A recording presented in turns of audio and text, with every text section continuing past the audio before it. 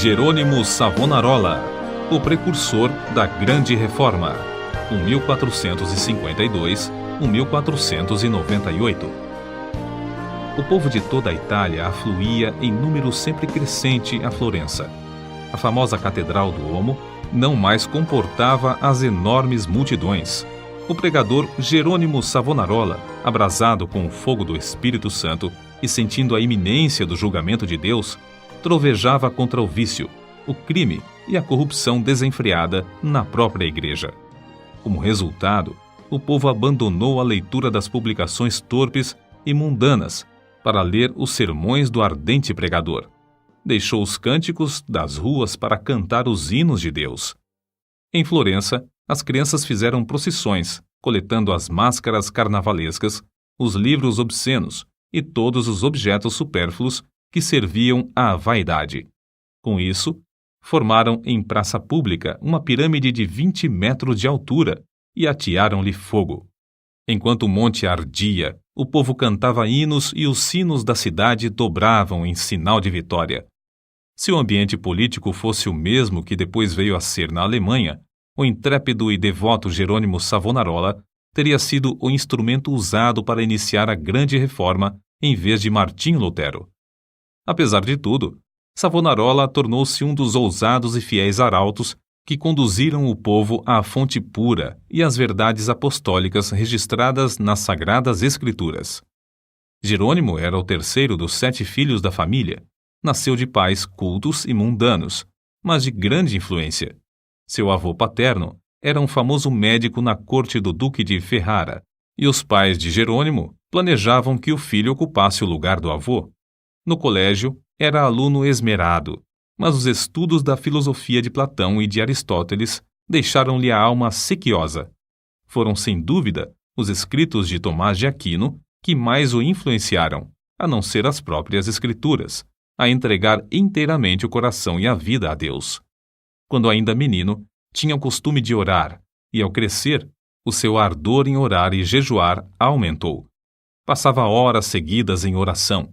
A decadência da igreja, cheia de toda qualidade de vício e pecado, e ainda o luxo e a ostentação dos ricos, em contraste com a profunda pobreza dos pobres, magoavam-lhe o coração. Passava muito tempo sozinho nos campos e à beira do rio Pó, em contemplação perante Deus, ora cantando, ora chorando, conforme os sentimentos que lhe ardiam no peito. Quando ainda jovem, Deus começou a falar-lhe em visões. A oração era a sua grande consolação. Os degraus do altar, onde se prostrava horas a fio, ficavam repetidamente molhados de suas lágrimas. Houve um tempo em que Jerônimo começou a namorar certa moça florentina. Mas quando ela mostrou quanto era desprezível que um membro de sua orgulhosa família Strozzi pudesse se unir a um Savonarola, Jerônimo abandonou para sempre a ideia de casar-se. Voltou a orar com crescente ardor. Enjoado do mundo, desapontado acerca dos seus próprios anelos, sem achar uma pessoa compassiva a quem pudesse pedir conselhos, e cansado de presenciar as injustiças e perversidades que o cercavam, coisas que não podia remediar, resolveu abraçar a vida monástica. Ao apresentar-se no convento, não pediu o privilégio de se tornar monge, mas rogou que o aceitassem para fazer os serviços mais vis, da cozinha, da horta e do mosteiro. Na vida do claustro, Savonarola passava ainda mais tempo em oração, jejum e contemplação perante Deus.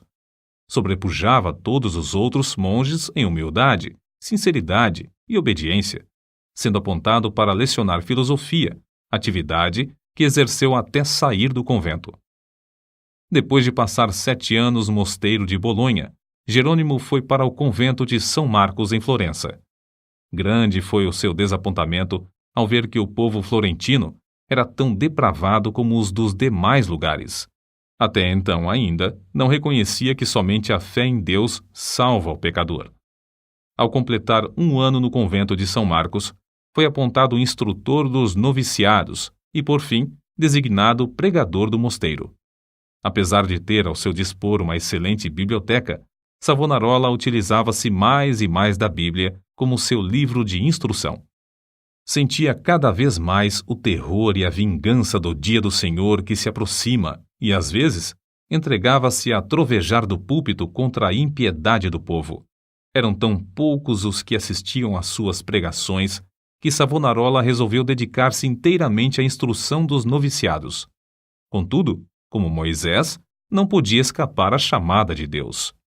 Certo dia, ao dirigir-se a uma feira, teve repentinamente uma visão dos céus abertos por onde passavam, perante seus olhos, todas as calamidades que sobrevirão à igreja. Então, lhe pareceu ouvir uma voz do céu ordenando-lhe anunciar aquelas coisas ao povo. Convicto de que a visão era do Senhor, começou novamente a pregar com voz de trovão. Sob a nova unção do Espírito Santo, a sua condenação ao pecado era feita com tanto ímpeto que muitos dos ouvintes, ao fim da prédica, saíam andando atordoados, sem falar, nas ruas. Era coisa comum, durante seus sermões, homens e mulheres de todas as idades e de todas as classes romperem em veemente choro. O ardor de Savonarola na oração aumentava dia após dia, e sua fé crescia na mesma proporção. Frequentemente, ao orar, caía em êxtase. Certa vez, enquanto sentado no púlpito, sobreveio-lhe uma visão durante a qual ficou imóvel por 5 horas. Nesse período, todos os presentes à igreja contemplaram o rosto do pregador brilhando. Em toda a parte onde Savonarola ministrava, seus sermões contra o pecado produziam profundo terror. Os homens mais cultos começaram então a assistir às pregações em Florença. Foi necessário realizar as reuniões na Duomo, onde continuou a pregar durante 8 anos. O povo se levantava à meia-noite e esperava na rua até a hora de abrir a catedral. O corrupto regente de Florença, Lorenzo Médici, experimentou todas as formas de abordagem, a bajulação, as peitas, as ameaças e os rogos, para induzir Savonarola a desistir de pregar contra o pecado, especialmente contra a perversidade do regente. Por fim, vendo que tudo era debalde, contratou o famoso pregador Frei Mariano para falar contra Savonarola. Frei Mariano pregou um sermão, mas, pelo fato de o povo não ter prestado atenção à sua eloquência e astúcia, ele não ousou continuar. A essa altura, Savonarola profetizou que Lorenzo, o Papa e o rei de Nápoles morreriam dentro de 1 ano, e assim sucedeu. Depois da morte de Lorenzo, Carlos VIII da França invadiu a Itália, e a influência de Savonarola aumentou ainda mais. O povo abandonou a literatura torpe e mundana para ler os sermões do famoso pregador. Os ricos socorriam os pobres em vez de oprimi-los. Foi nesse tempo que o povo fez a grande fogueira na Piazza da Florença e queimou grande quantidade de artigos usados para alimentar vícios e vaidade. Não cabia mais, na Grande Duomo, o seu imenso auditório. Contudo, o sucesso de Savonarola foi muito curto. O pregador foi ameaçado, excomungado e, por fim, no ano de 1498, por ordem do Papa, foi queimado em praça pública. Com as palavras "O Senhor sofreu tanto por mim", terminou a vida terrestre um dos maiores e mais dedicados mártires de todos os tempos. Apesar de continuar até a morte, sustentando muitos dos erros da Igreja Romana, ensinava que todos os que são realmente crentes estão na verdadeira Igreja. Alimentava continuamente a alma com a palavra de Deus.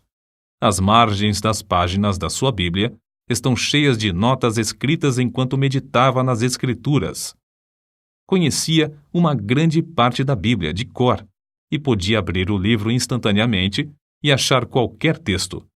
Passava noites inteiras em oração e recebia revelações, quando em êxtase ou por meio de visões. Seus livros sobre a humildade, a oração, o amor e outros temas continuam a exercer grande influência sobre os homens. Destruíram o corpo desse precursor da grande reforma, mas não puderam apagar as verdades que Deus, por seu intermédio, gravou no coração do povo.